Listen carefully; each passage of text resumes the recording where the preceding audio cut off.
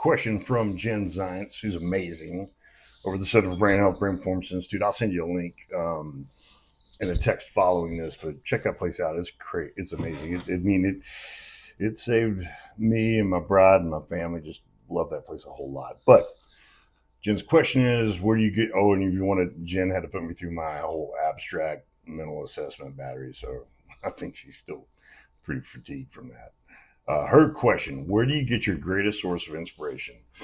Um, and there's two parts to that.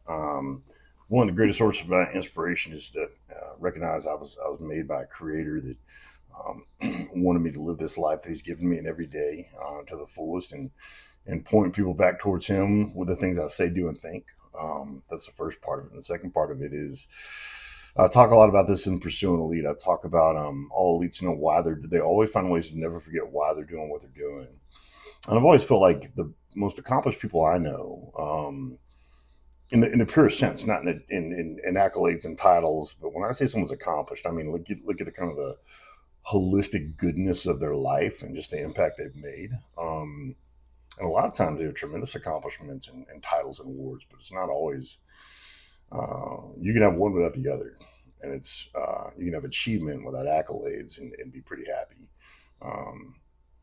But one of the things I tell is the most elite achievers I've ever been around. They have two whys. They have a high why and a big why. And the high why is why they exist. It's what they're going to say about us when we're gone.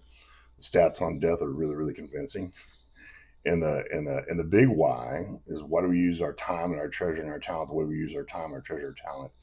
And for me, the inspiration is really that first part, being worth the days I've been given. And then my high why is to be the kind of guy I want my girls to marry one day. My inspiration is being the kind of guy my girls want to come home with one day. That man's, like I said, there's probably a million people that have heard me say this. That guy's going to be purposeful, passionate, protective, and a provider. And if he's not those four things, I'm not going to have to scare him off because my girls aren't going to want him. And if he has those four things, I'm still going to scare him off because it's my girls. They got to pick up my girls on a date here at the Ready Lab. We're in all these scary dudes down here. Uncle Rabbit, everybody's got a nickname. They're all sleeved up. It's pretty terrifying. But that's it. I get my inspiration by knowing the gift I've been given with the days that I have, and by reconciling everything I'm doing against, hey, is this the kind of, if my girls come home with a man like me, will I be okay with that? And I haven't always been able to answer that question well, but I've always asked it.